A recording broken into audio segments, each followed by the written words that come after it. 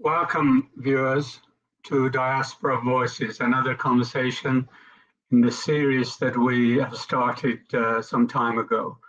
And it's very humbling for my generation, for people who came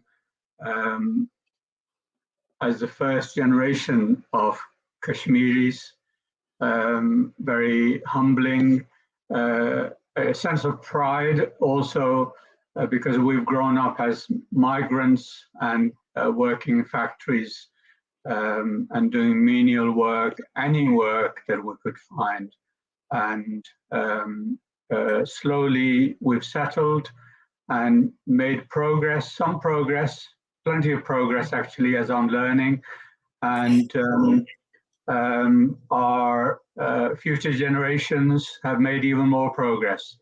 And I'm speaking to one of those people who are part of our pride for the community celebration. And maybe it's an opportunity for my generation to say, well, you know what, you can relax, you've done your bit. And the future generation, you can pass the baton to them and they will carry on the work.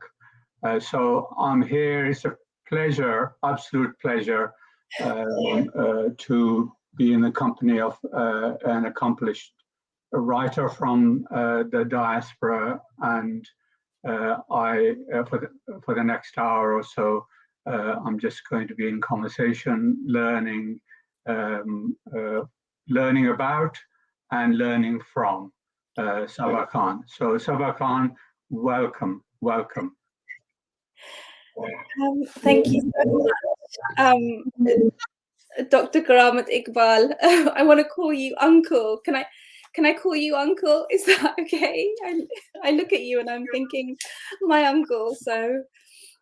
Yes, I think there are viewers who may not understand what that is about. We are not related as far as I know. We're a very large community. And do you want to explain why you want to call me uncle when we're not related?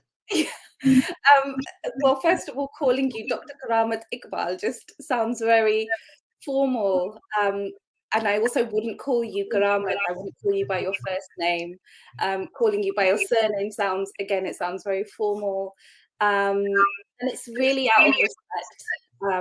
It's out of the fact that you are from that parents' generation, the elder generation, and we've got real deep respect and love and honor for our older generations, to the point where we will not call your names.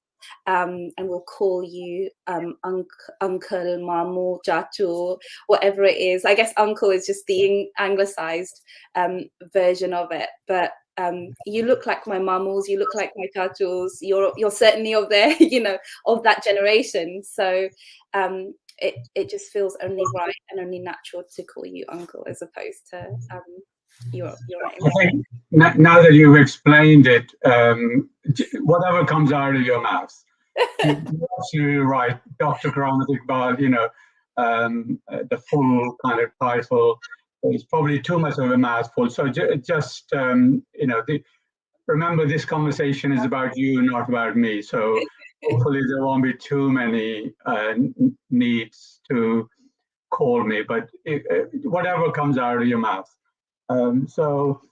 Just briefly tell us what you do currently.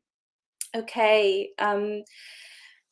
So I also just want to mention that I got really teary-eyed as you were doing your introduction to me and to the work. Thank you so much. It was really beautiful to hear your thoughts and just this process that our community is going through the struggles, and then also just that position of letting go and seeing that the next generations are going to move and they're going to shift in ways that are unpredictable, but also there are moments that you can celebrate within that as well. And it's not all just scary or, intimidating or whatever.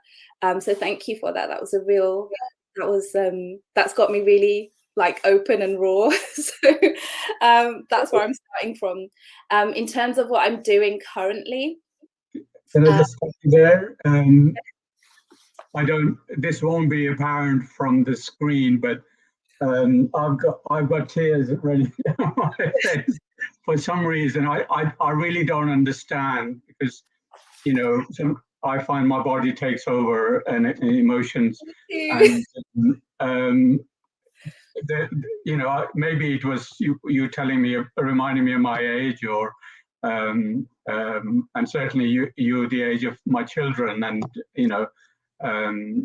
so yes, it's absolutely a emotional kind of connection.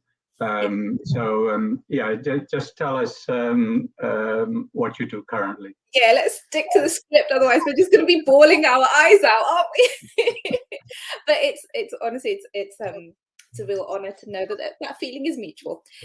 So what I'm doing currently, so I did the book that we're going to talk about, my big offering to the world that we're going to talk about, was published last year. That took about 5 years, and in the process of making that, I transitioned away from my architectural work. So I trained as an architect. I was one of the first in my family to go to university and continue that higher education. So it was a real privilege, and it was a real honor to be able to do that, within the family structure, and then continue that. But for its own reasons, architecture as an industry, and we might go into that today, was really difficult for me. I couldn't really express so much of the things that I had experienced. So really, the book became that avenue for me, and it's also helped me build up my own art practice. So I consider myself now that the book is out there, I consider myself as an artist and an author. And a graphic novelist. I also still do architecture. So I met my partner whilst I was studying in my part 2, and he was also studying architecture. He's now a qualified architect, and together we're setting up an architectural practice that's in East London. And I was making the book for the last 5 years, and for the last 5 years he was self-building our house. So we bought a house off my dad because he bought a few houses in the 80s and 90s really cheaply back then, before the Olympics, before the whole baby boomer scenario. And we've ended up buying one of those houses, and we basically demolished the whole thing, took it down to the ground, and for the last 5 years we've been doing most of the labor ourselves, building it slowly. And you can see bits of it around me. Not very much, but I'm basically in the dormer right now, and we've been living here for nearly 6 to 9 months now, and we're in the final runs of that. So that's what I'm doing. Okay. We'll come back to that, and also part of the introduction bit. Just tell us a little about your Kashmiri connection. Yes. So my family consider themselves Azad Kashmiri. That's a title that I've been unpacking myself, but that's the immediate response to your question. Azad Kashmiri on the Pakistan side of Kashmir, and we come from a small village near Mirpur city, I think it's called Boti, so near Karak, which is on the northwestern edge of Mirpur city. But when you look at the dam, it's on the sort of southern tip, and it's kind of around there that they originated from. My dad's family, so we're all part of one clan, but my dad's side of the family ended up going to Dina near Jhelum, and subsequently there was this divide within the family. So my mum's side stayed in Boti, Karak, and my dad's side went to Dina. And there's a real tension between, are we Pakistani, are we Kashmiri, what's going on here? And my dad, and I explore it in my book, he actually migrated to the UK when the dam was still being constructed. So as far as I'm concerned, both of my parents come from Karak, from Dina, and my dad doesn't have memories of growing up sorry, I say Dina. He doesn't have memories of growing up in Dina, in Jhelum. His memories of life in Pakistan is Azad Kashmir. So I identify as Azad Kashmiri, even though, you know, some of my cousins are like, you know, we're Pakistani, like the later generations, because, you know, some of the children were born in Dina as opposed to Azad Kashmir. So convoluted history, Yeah. but my connection. Yes, thank you. Yeah, so let's go back to your career, profession, and really, I mean, I think you're probably the first Kashmiri member of the community who I know who's trained as an architect. Wow. And I think most of the time one finds parents wanting their children to go for science subjects, medicine, law, you know, that kind of thing. Yeah. And when you talk about things like art subjects or subjects like architecture as a subject, you know, people may think, what sort of subject is that? Is that something you do as a hobby? So just tell us how you came to, you know, at what stage in your education or in your life did you think, I want to do the arts or I want to do architecture? Just unpick some of that for us. Okay. Uncle, my family, my parents are no different to that wider general sense of like, you've got to be a doctor or a lawyer or, you know, a solicitor or an accountant sometimes as well. Just things that are considered established careers, and there's a clear trajectory, and it's very sort of, you know, streamlined, and there's professionals and there's an industry and there's jobs. And I think it's that sort of connection. There's a sort of safety in knowing that by the end of it you're going to be employed by this large institution. I think for me, my family is actually incredibly creative. They're secretly very creative. My mum was a seamstress as we were growing up, and that was one of the ways that she would supplement our family income. My dad was really in love with houses. Like, he was a train driver for TfL. That's what his day job was. But he wanted to be a landowner. He had his Rajput ideals of his, you know, previous caste, and really sort of channeling this idea of ownership and spaces and homes and facilitating that for other community members as well. So he ended up climbing the property ladder and, you know, doing that sort of thing. And I think for me, architecture was an interesting choice, and I ended up in my book, I end up dedicating a whole chapter as to why I studied architecture, and there was a whole host of reasons.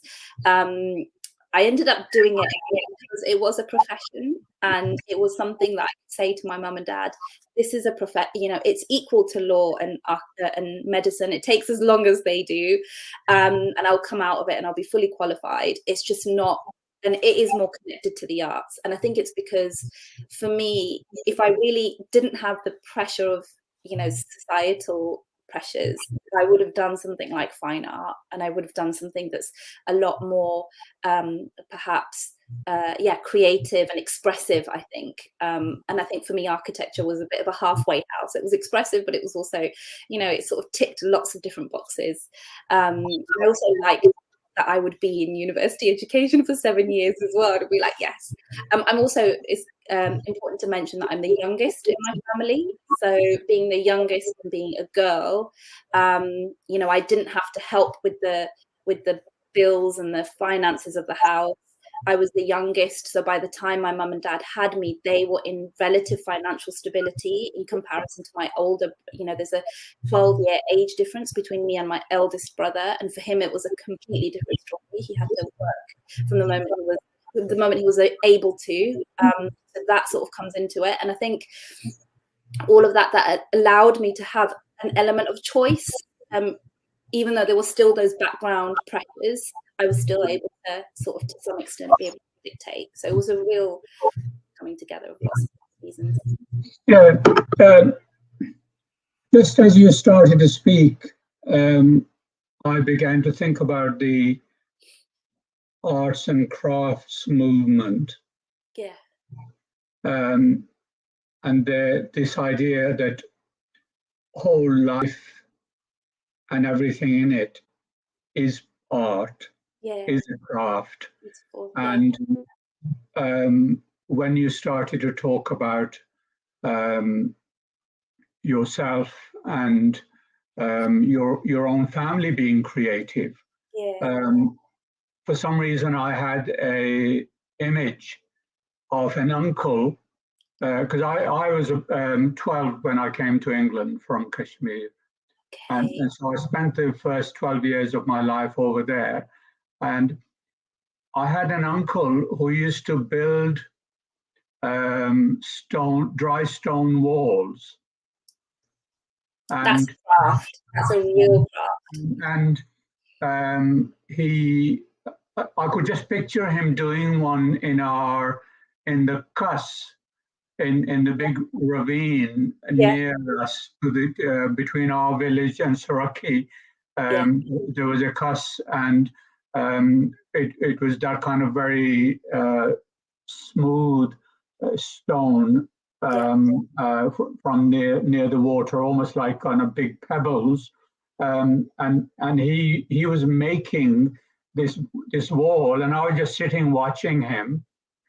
And I have memories of seeing people make baskets with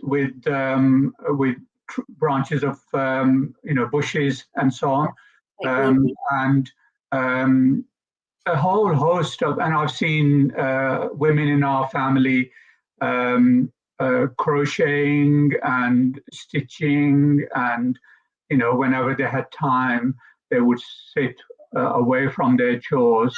So absolutely, I think we sometimes think of art as a narrow. Yeah.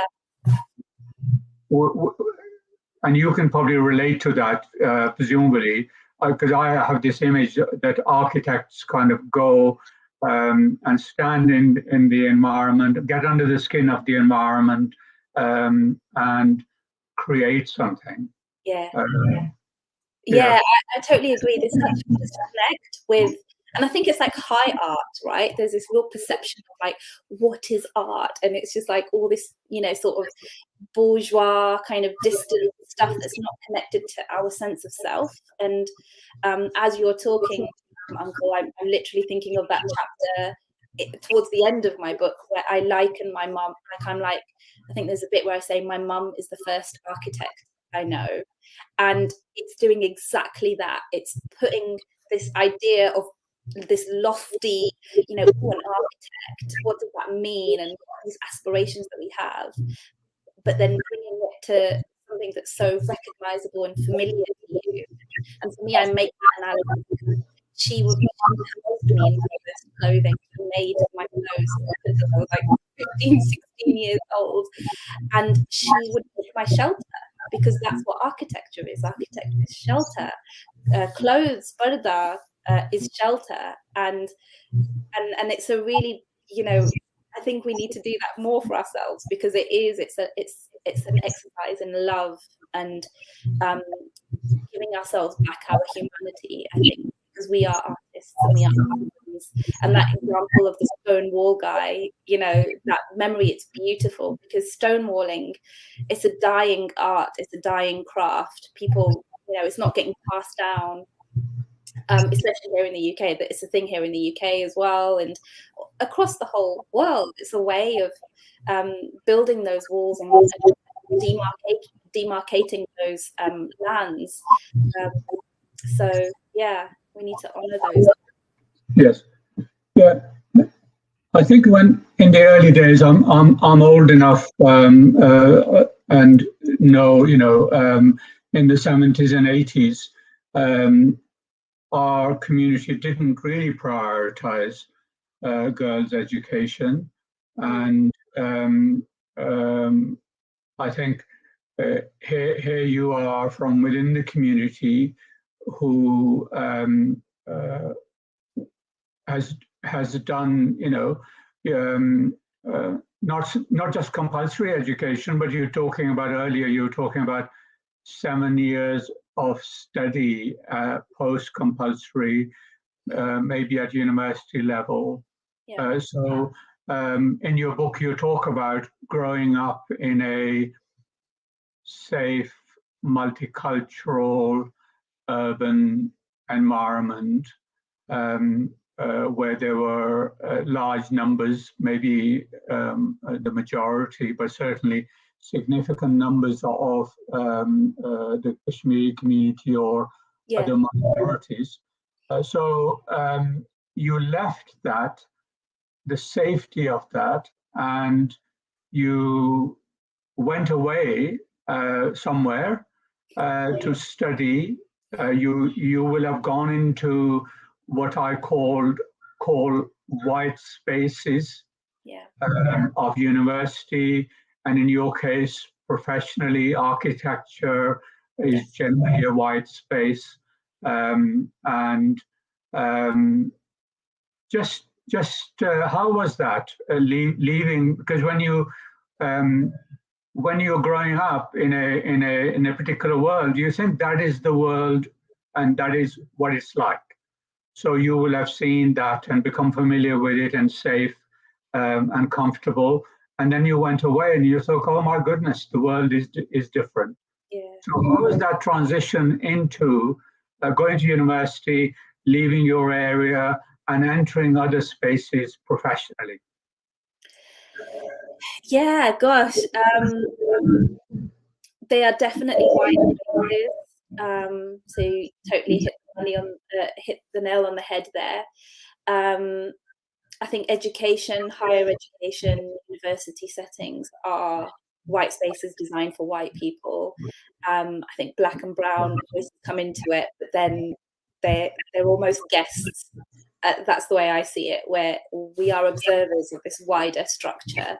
And as you say, at that point, literally like when a penny dropped for me, and I'm like, oh my gosh, there's all these hidden structures, there's all these power plays, and architecture as an industry as well was really at the forefront of that, because it is such a white male middle class dominated profession. There's such an intersectional hierarchy of what makes it such an elite industry. You don't have the same thing with doctors and lawyers. So going back to my mum and dad's earlier wishes, I can see why they're like, what? Why would you do architecture? Because actually it is so impenetrable and it is such a challenge. And it really knocked my confidence. It knocked my sense of worth, my contribution to society. It made me feel like I wasn't really able to do what I originally thought was my passion. And I think the graphic novel stuff is me trying to find another passion, another way to be a contributing member of society. I think in terms of my experiences brought, like generally, there's a real, there's a bit in the book where I talk about how in our early days, me growing up in Forest Gate in East London and being surrounded by other Asians and other ethnic communities, different types of, global majority communities, I recognize, and I leaned into more of those differences, not realizing that actually there's these wider structures, there's this wider race structure, class structure. And it really came to a head, if I'm completely honest, when I eventually met my partner, who's white, middle class, British. And I end up going into that as well, because it's that close relationship, that intimacy when you're in that kind of relationship with each other. You see the world through each other's lenses. And it was only at that point when the penny dropped for me again. There was a whole series of moments where I'm coming to terms with these structures that dictate our lives and inform us. You know, we would both walk into a room and he'd be you know, he'd be received in a completely different way to me, and especially in jobs as well. I would often feel like I constantly had to prove myself in university, or just being around other peers, people that are in the same arena as you, and seeing that he didn't have to do it in the same way. And I really had to work hard to assert that I have skills and I have talent and I have things that I have to say as well. And I want to make space for myself. And he would just be offered that space as opposed to having to claim it, which is two completely different things. So that's been a heavy challenge to deal, I think. And I mentioned earlier that we've got our own architectural practice, and that's something that I still struggle with, because for me, architecture has been quite traumatic in that respect, and there's a lot of negative feelings towards that. But he's still like, come on, Sabba, like, we can only deal with these systemic issues head on, and I think I kind of want to shy away from it sometimes and just be like, I want to do my art and I want to do my books now. But he's just like, actually this, and I was talking to a friend who is from East London. She's Somali, she's female, and she did architecture as well, and we were both just in this space. There's not that many people have actually gone through this route that have taken this baptism of fire, and it does get to that point where it's like we are at a position to be able to vocalize and talk and challenge that status quo. It's just so difficult. It's so difficult with the industry because it's connected to construction, which is a huge industry. It makes lots of money, and it's very, it's not very regulated. It's there aren't very many measures to uphold a certain standard for these kinds of conversations. So it's a minefield. It's a lifelong challenge, I think. Yeah, thank you. I think last year when I had agreed to do this series of conversations, I remember sending you a message saying it would be good to have you on the program, and so you were on my radar. But then one day, I'm part of a Kashmiri academics group, and somebody posted an article from The Guardian in that group, and it was that where you'd won the Jalk Prize, and Sarah Shafi had written an article in The Guardian. And as soon as it was posted, I remembered that I had heard of the name. There was something, so I looked up, and then it was the person who I'd communicated with before. And you won this prize, and I was thinking, obviously a sense of pride that we have got somebody now who we can use to encourage other people to write, to do art, and to do whatever, and say that writing is a proper thing. Maybe you can even make a living out of it. But then I discovered that you'd won a prize for a graphic novel, and I was thinking, I've been reading books all my life. It's something I discovered when I first came to England in the 1970s. But for goodness sake, what is a graphic novel? So I've been learning what a graphic novel is, and really enjoying it, and certainly done a lot of digging into your work on the internet and now your book. So just tell our viewers what a graphic novel is. How does one, read it, experience it? Do you read it? Do you look at it? Yeah. What do you do with it? And how you do it. So yeah. Is my book your first graphic novel? Absolutely. Oh my God, that's so beautiful. Thank you so much, Jazakallah. That's such an honor. Oh my goodness. Wow. First proper book, but I have to say, I'm looking at it and I'm thinking, yeah, I've connected with comics, and I've connected with books of photographs, and how to look at books of photographs where you don't see, you don't flick through, because you can flick through too quickly and get to the end and you think, I've done it, and then actually you haven't done it properly. So I've got books on my coffee table, those big books that you can use as doorstops. Yeah.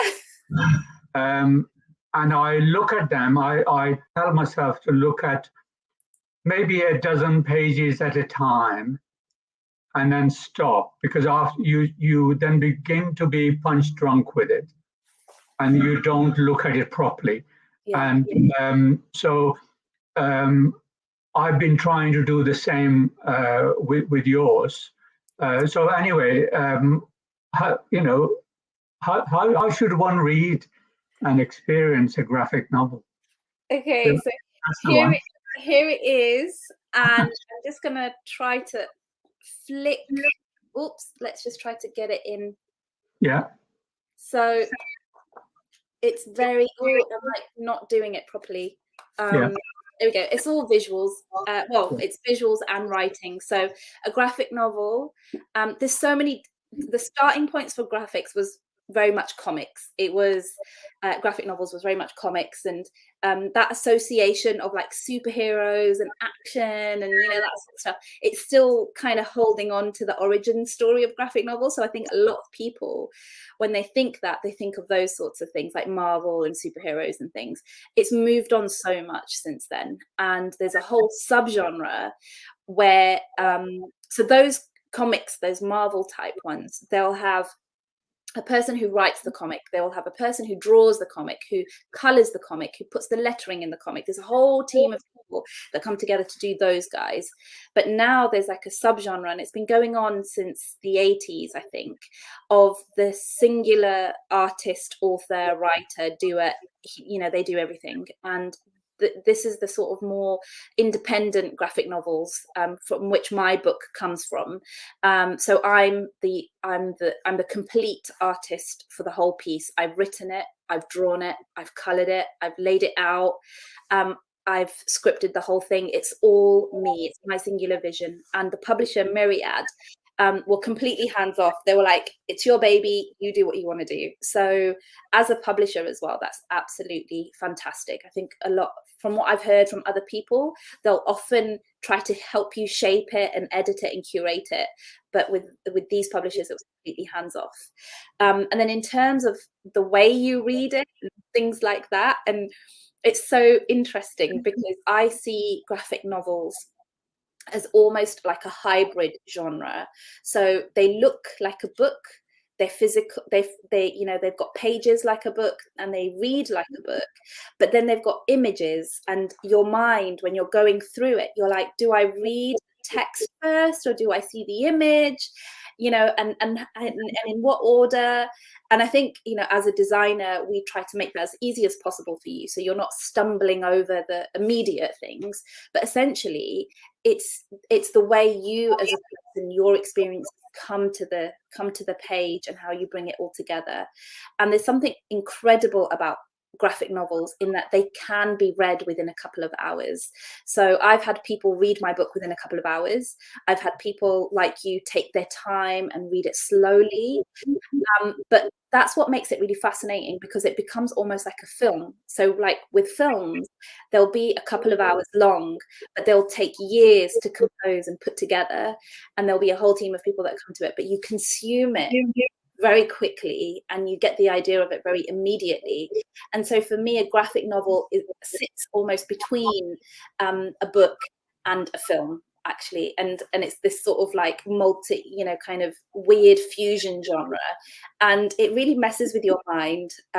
I love it because it allows people to bring themselves to the table. So I'm asking you as the reader to make the connection between what I've written and what I'm drawing, and it will be based on your own experiences, what you read into it. And I think that's where I get really emotional when other Midpuri people, when other Azad Kashmiri people read my book, because they will read into it in ways that other people will not. You know, they'll get to a certain point, but then they'll be like, okay, you know, I don't really, you know, I can relate to that, get an understanding of it, but it's not my story, it's not my experience, and that's okay. So it really, you know, it allows people to just come as they are, really, which is really, really beautiful, and I love it. Yeah, I mean, I think as you were talking, and as I was going through your book, I was thinking, actually, I have come across a graphic novel before. We have 2 children, and I discovered through them children's books. Yeah.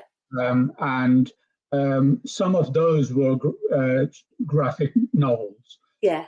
They were sometimes were written by 2 people. So one would write the words, one would do the illustrations, and sometimes the same person would do it.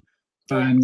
And you know, so there is that, and I mean, currently, I usually get a Guardian newspaper on a Saturday, and try and spread it out during the week, and I will flick through it on the Saturday, the news section, start to finish, flick through to see what there is, get the overview.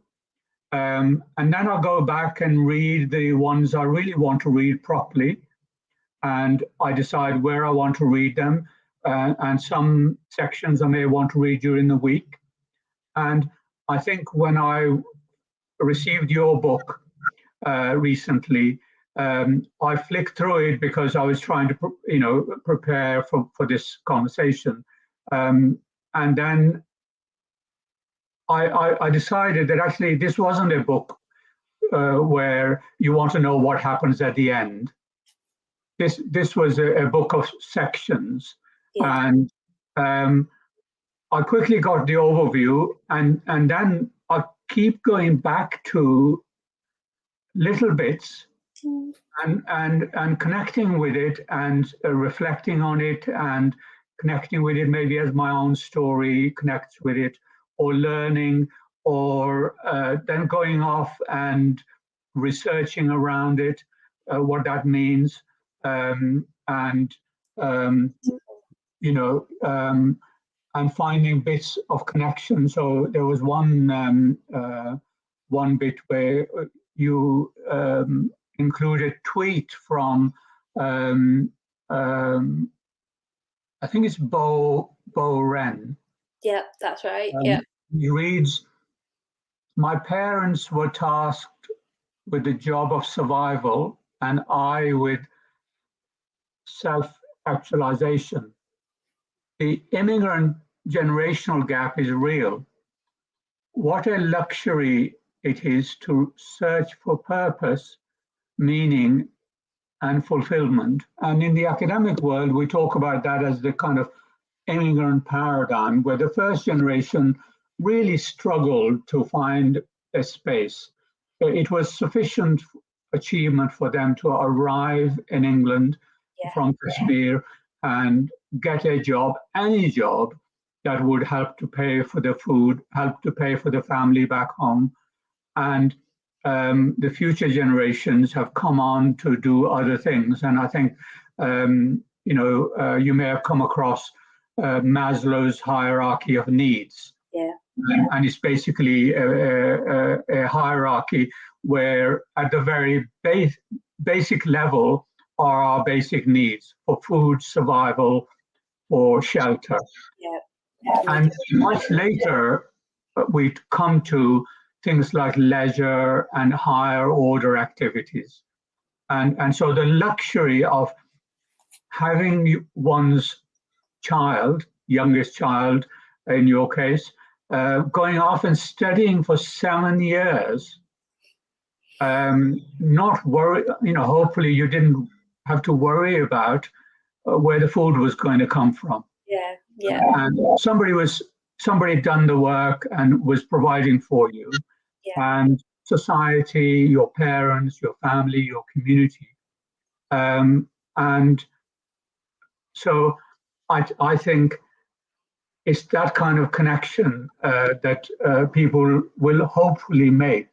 And I've certainly, I think on 3 different occasions, I've told people, I've almost gone out of the way to say to them, you need to be reading or put it on your book list, The Role by Sabba Khan. And I think I'm making a presentation at the British Education Research Association in September about Kashmiri parents and their contribution. And the opening slide will hopefully be your map of Azad Kashmir. So thank you. So I want to talk about family. You talk about it in your book, and most of us know when it comes to family, you can find it is a supportive structure. And by family, I don't mean just parents, mother and father, and immediate siblings, but the wider extended family. It's a supportive world. It protects us from lots of things. But we also know, and you talk about it, it can be oppressive, especially for women. And our community is good at that, oppressing women. And,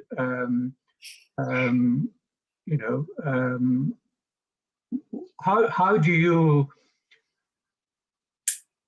knowing the wider world is hostile to our community, how do you decide when to be critical of our community, of your parents, of the extended family, and when to be nice to it and just focus on the positives? Oh gosh, that's so interesting. It's such a paradox, I think. I think when I first came to the book and when I first came to like my sense of expression, like what I wanted to express, there was definitely lots of like anger, a lot of like bitterness, lots of negative. I think it's an easier emotion to tap into as well. Like, the injustices that have happened to me, both socially, with the place that I studied and stuff, but also within the home environment. And my family is, mashallah, a very big family in East London. So it's not just my nuclear family, it's my mammals and my jajus and my halas and my pupos and my cousins. And there's, now over the years, there's so many of us, and we're all still so connected as well. And once you've got that, any structure and the scale of the structure as well, it can become oppressive, it can become controlling, it can be dominating and dictating what is right and what is wrong. And especially when you chuck in things like, what does it mean to be close to your culture, what does it mean to be a coconut? You know, like a lot of my family will be like, oh, she's become a gori. Now that she's with a gora, she's become, you know, they'll say things like that. And I'll be like, oh God. You know, and then things like religion as well, which, you know, can be very outwardly, you know, you can really manifest this idea of the devout Muslim, but not actually be critical of your own actions and just do things that are, you know, kind of like repetitive or ritualistic, or things that everyone does and you don't ever question, in terms of like the moral, you know, sort of compass of it. So there's all this sort of convoluted stuff, and I think originally it was very much like, you know, that's the sort of stuff I want to talk about.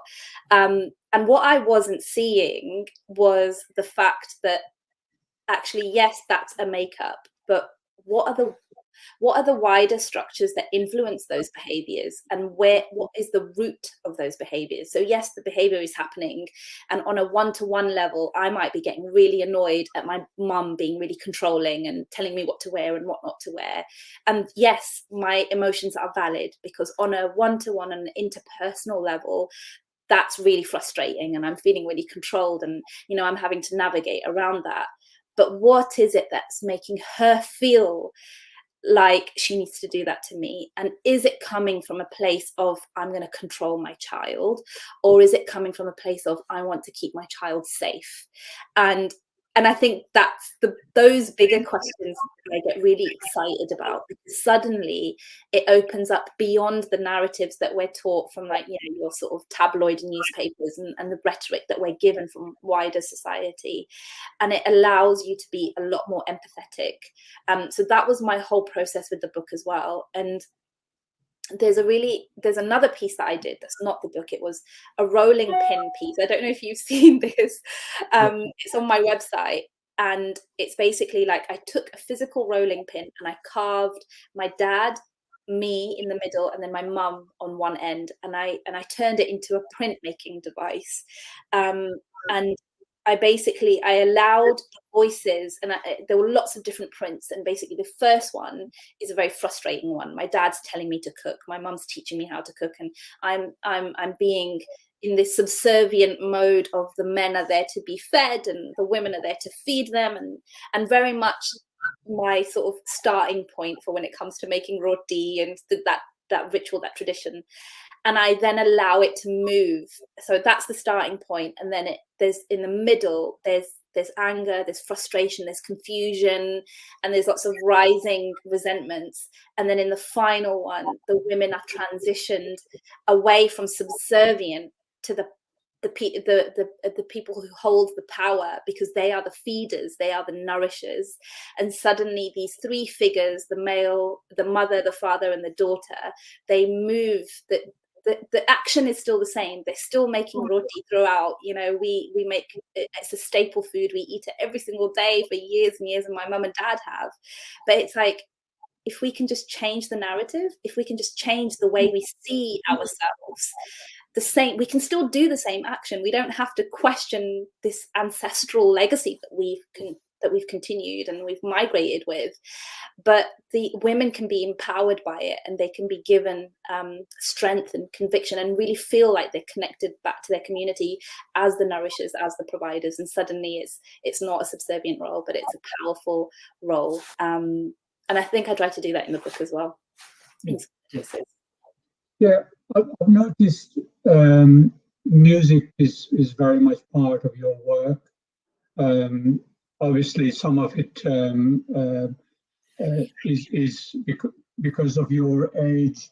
I certainly couldn't relate to it, but there was plenty, and I was interested to see that your generation is still aware of Muhammad Rafi, Nusrat Fateh Ali Khan, though I didn't see any signs of Bruce Springsteen in there. So how did you come to connect with music, and what does it mean for you? You know what, you touched on a really interesting question there, like the generational breadth of, like, you know, you're kind of, you're 1.5. If you came here when you're 12, you're 1.5 generation. And I see myself as the ends of the second generation. Like most second generation people that I meet are definitely older than me. And they are of the Bruce Springsteen era. But, you know, like Sarfraz Manzoor, he wrote a whole book about how, you know, he is such a inspiration for him growing up. And I definitely recognize that I'm on the trail ends. I've got people who are like just a couple of years younger than me who read my book and be like, oh, that's like my mom. Like your story is like my mom's story. And I'm like, but we're just a few years apart. So there's a real generational gap, like it sort of crossover there of things just bleeding into each other, and also just the continuation of time, the beautiful, you know, the fact that it just never ends and there's no marker in the sand. But yeah, then there's the timeless ones like Rafi and Nusrat Fateh Ali Khan. And in terms of the music, there was a real connection between like stuff that my mum and dad absolutely love. You know, the Rafi songs, they are like Jodhveen Ka Chand, that's me and my mum. That's our favorite song. You know, we are each other's chand, we are each other's moons, and we love that song together. And a lot of that is like the symbolic kind of declaration of love through music. And that's my own little secret message to myself and to my mum. And then yeah, some of the other stuff. There's like neo soul from D'Angelo from the 90s, which is very much what me and my sister would listen to. And I've grown up with rap and hip hop and R&B as my thing, and it's a reflection of that, and sort of embracing that, and not being embarrassed that I didn't grow up with Bruce Springsteen or you know, some of the other big hitters like Kate Bush. Like I only started listening to Kate Bush when everyone else was like, what? Why haven't you heard Kate Bush? And I'm like, no, I've never really listened to it. So well, you have missed out on not knowing Bruce Springsteen. So yeah. if my one request to you is to go and educate yourself. Okay. Your education is not complete until love it. you I will do that. you know, I mean, you know where I've come from. Where I came from, there were no books, no libraries, and there was no music, because music was seen as a low activity done by low people. And I discovered music, and when I discovered Bruce Springsteen, I felt that he was actually writing about me, coming, you know, when he talks about Independence Day or his conflict with his father, it felt as if he was talking about me. And I suppose you will understand that good literature, you know, like your book, is lots of people can connect with it, regardless of whether they come from that culture that you're talking about and that ethnic group.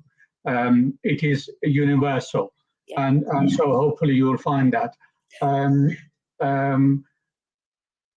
So how good is your Pahari? बहुत अच्छी है. मैं बिल्कुल बोली सीखनी है. I mean, you know, this conversation is probably the only program on JKTV that's in English, so we can't now go into speaking Pahari, but I'm of a generation that actually came and didn't really have too much time in the schooling system here, so I've been able to keep my Pahari. So I'm always encouraging the younger generation to, if they have some Pahari, to keep it alive and find strategies. Nowadays, you know, there's lots of YouTube videos and so on, and family and so on, where you can converse. So do you get an opportunity to speak Pahari? मैं उन पहाड़ी विच बोलना चाहनी हां. बस मेरी family ने नाल मेरा मौका होना वा. मैं उन जिसने नाल में शादी कीती है ओ नहीं बोली सकना. इंशाल्लाह, I don't know, थोड़ी देर बाद या over time मैं उसकी सिखाई सकसा. maybe YouTube वीडियो देखीगा, पर बहुत मेरा दिल नहीं करना उसकी उर्दू सिखाने ना. मैं ओ ना करना चाहनी, बिल्कुल पहाड़ी उसकी सिखाना चाहनी हां. So maybe. the thing that I've discovered, I read Urdu, I speak Pahari, and I speak English. And the thing I find with Urdu is I read Urdu regularly because it provides me with the vocabulary for Pahari. Yeah.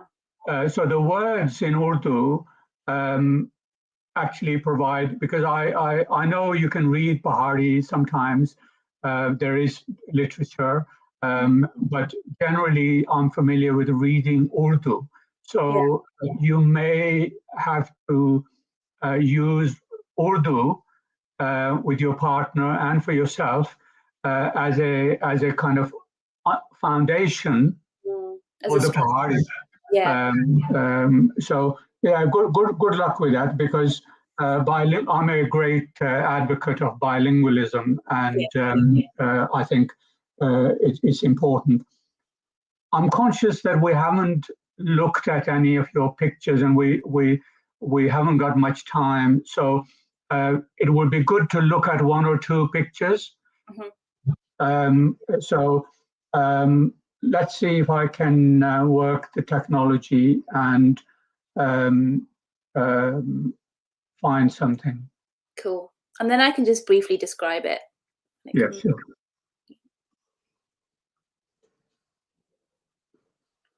I'm curious to know which ones you chose, because I sent a whole bunch. All right.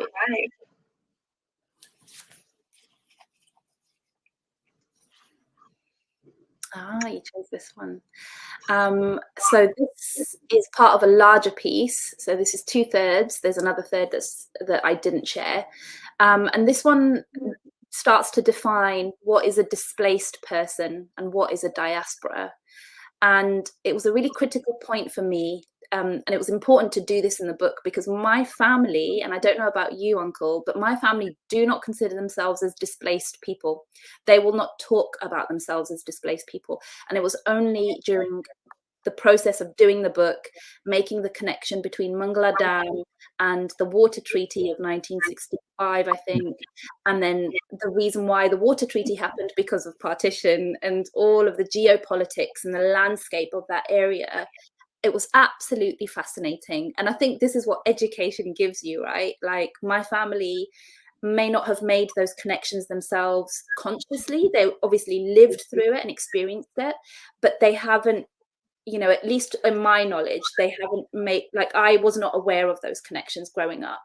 And this book for me was about making those connections in time, going back in time, doing the research, and actually like putting this word onto what happened to Mirpur, what happened to Azad Kashmir, what happened to what Mangla Dam was. It was a tool of soft power for the British. They pulled out and they suddenly realized that, oh my gosh, the whole of the UK, the whole of Pakistan could essentially be starved of water.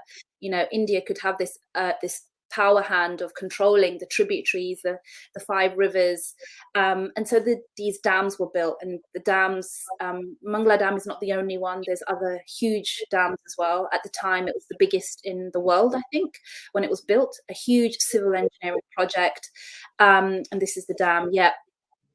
And it displaced 280 villages, thousands and thousands of people, and that's where this migration came to the UK as well, that we now know of. And it's just, that word displacement, our homes were displaced. My dad came to the UK because his family was getting scattered, and he was given this voucher, as many others were, to come and work and be a labourer in the factories and do that cheap menial labour that nobody else would do, or people that died in the war and there was that labour shortage of the 1960s.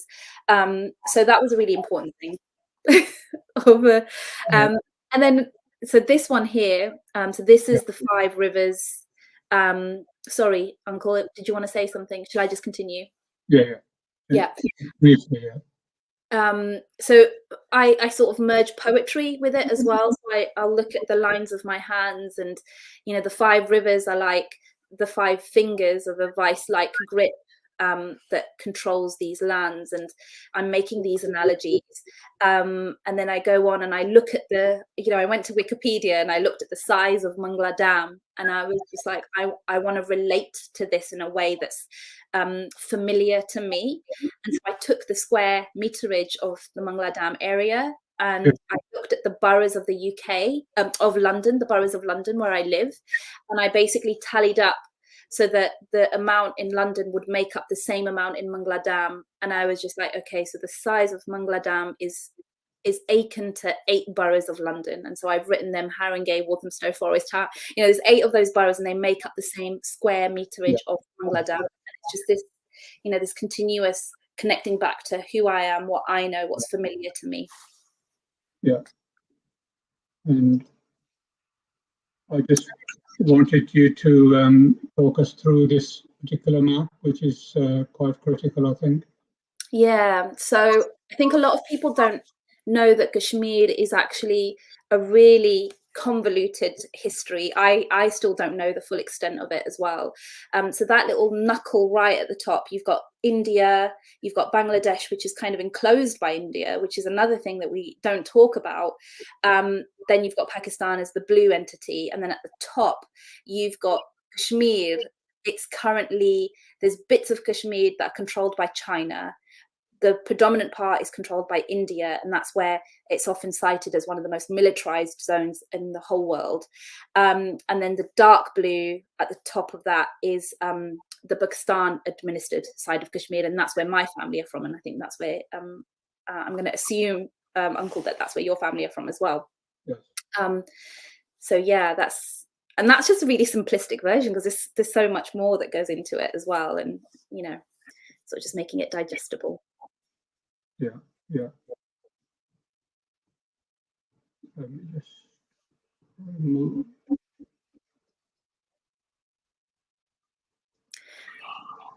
Yes, so time is not on our side, sadly. Would you like to recommend a book to our viewers? So I have been reading Mannu. Have you heard of Mannu? No. So Mannu is also a graphic novel. Oh, wow. It's authored by Malik Sajjad, and it's by Fourth Estate, the publishers.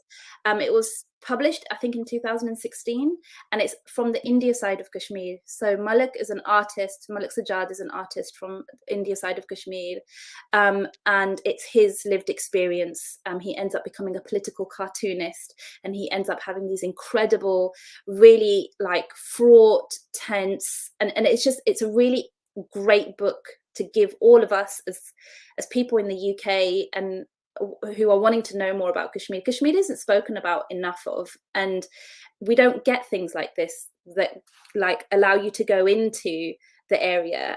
I've always wanted to go to the India side of Kashmir as well. I don't know if we'll ever be allowed to, but this is a small insight into that, because he draws it as well, and he draws the spaces and the cities that he's walking around, and the family relations that he has, and the people that he meets, the relationships that he ends up making along the way. And I think it's still so relevant. I tried to speak to him for South Asia Heritage Month this year. I think that group were trying to get us to be in conversation with each other. Me as Azad Kashmiri diaspora, and him as actually there and living it on the India side. And it was a really exciting prospect, but I think because of the communications blockade, we've not been able to make it happen. And I think they're about to announce the fact that, we're going to still keep trying, but that's still a very real thing. And, we're not hearing about it, but it's still happening. And all of us have a responsibility and a duty to find out more about it, these hidden, untold things that are happening. And we only get, snippets through the media, and there aren't very many channels. So this is the one that I would recommend, definitely. Mannu, A Boy from Kashmir, Malik Sajjad. Okay, thank you very much. I think it is stating the obvious that I would like our viewers to go out and buy your book, but I'm going to read one particular recommendation, and this is from Simon Chadwick, the Cartoonists Club of Great Britain. It says, utterly engaging, instantly relatable. It takes a degree of bravery to write and illustrate something so personal and forthright. The fact that it also manages to embrace a sense of humor just furthers how remarkable a book this is. And you already know that I have bought 2 copies because I want both my children to have a copy.